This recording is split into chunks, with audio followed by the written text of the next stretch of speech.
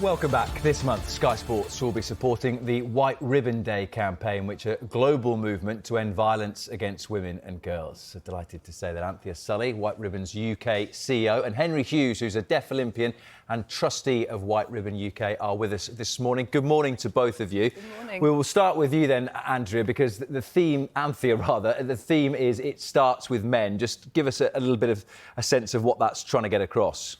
Well, violence against women and girls is very prevalent in all of our lives, and we're only going to manage to prevent it and end it if men are part of that story, of part of making that change happen. So it's getting men involved to say, actually, it starts with men. The start of the end of violence against women and girls is by men being involved. And we ask men to listen to women, promote equality and think about their own behaviour. One man who is involved is Henry. You're a trustee. You're also a deaf Olympian. But let's talk White Ribbon first and how you came to be involved, Henry. Yeah, so as a deaf Olympian and being an athlete in sport, I've seen many times that my female counterparts in sport, being abused and harassed just because they're female.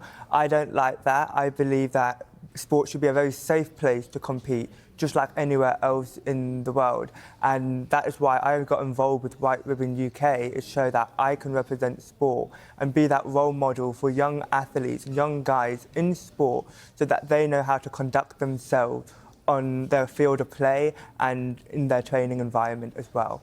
Do you think then that there are a lot of people who don't know how to conduct themselves from what you've seen?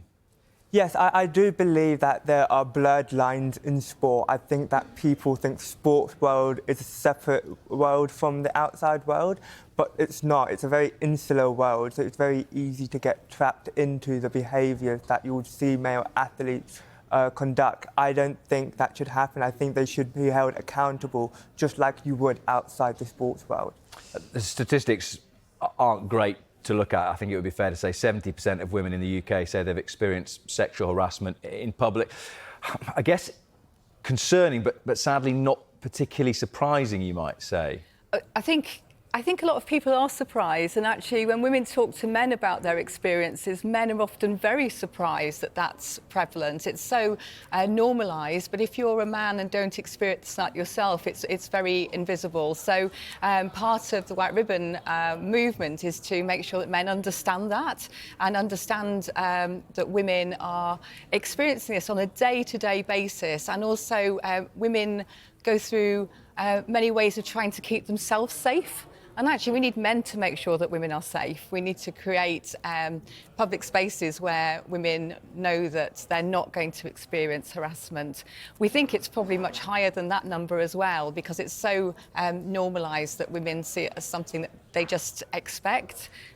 So more than half the population can't live the lives that they want to lead because that's their day-to-day experience. So we've got to stop that before it starts. Do you think that part of that is that people are unsure or unaware of what would constitute harassment, and that certain things that people say they think are fine, and actually probably it makes women feel quite uncomfortable sometimes? Yes, I think that is part of it. A lot of this is about education, about getting that understanding, and it needs to be right from the start. So there becomes a separation between boys and girls from growing up, from being very young, and then it can be seen as being, this is how it means to be a boy, means how it means to be a man, this is part of our culture.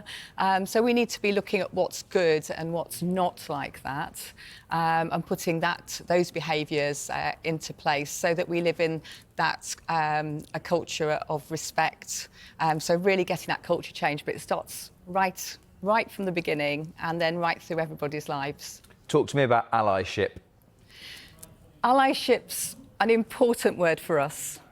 We're wanting men not to come in as heroes. We're wanting men to come in and listen and understand how they can really support women. So what that looks like is giving space to women, giving space for women's voices, but also thinking about how they behave, looking to change that, looking to call out the behaviour of their mates if that's not appropriate. So having that awareness, it's about supporting women. So encouraging men to do that, and also giving men the means of understanding what that means and how to learn to do that's really important for us. Have you always felt, Henry, that was an important part of your role in society, even before you became a trustee, that allyship?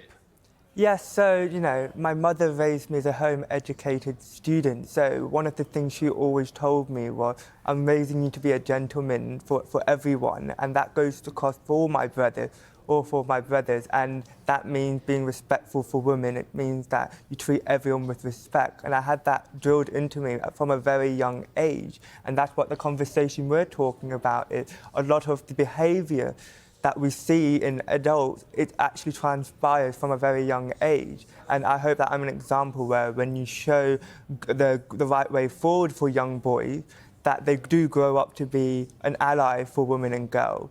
And that's how I'm able to advocate and being very, very happy to be a trustee, because it means so much to me that, White Ribbon believes that I can be that role model for young guys. In an age of such uncertainty of role model, it's very, very important that we are bringing up good role models in great fashion. I imagine you sit here thinking, I wish everyone could be like Henry. That would be a wonderful world, Anthea, wouldn't it? We've spoken about harassment and violence. How would you say that has changed over the years?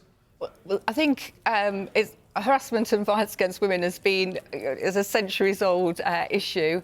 I think there have been some changes in terms of rise of social media and the increase in violence online, and that can be very difficult to challenge because it's in many ways invisible.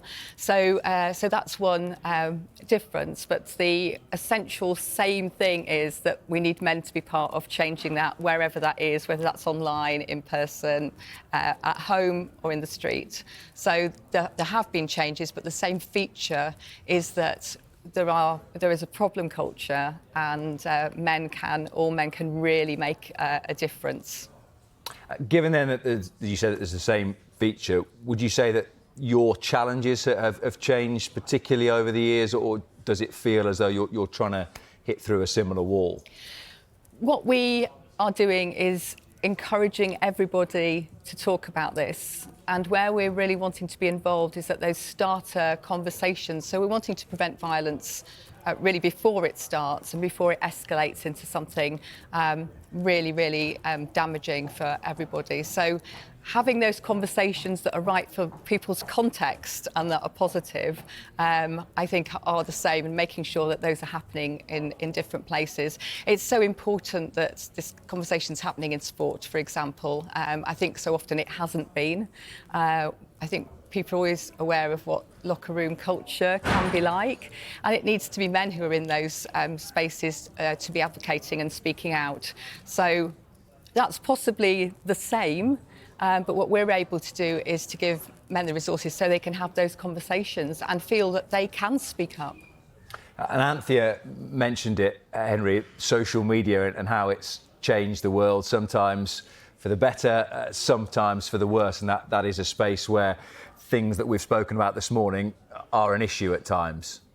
Yes, social media is such a big part in sports, When I was in Australia and I volunteered for the Women's World Cup, I saw, all the social media trolls trying to bring down female athletes. And I just thought that was just so low of them, because we're here trying to really promote female participation in all sport, but football being the leading way. And to see that people are sitting behind the screens and they're typing up, negative comments and trying to bring them down, it's something that is really not what we want to be going forward. So, and as an athlete, actually, you do see many times that how these, professional athletes go through it a lot, how they have to persevere through all these trolls.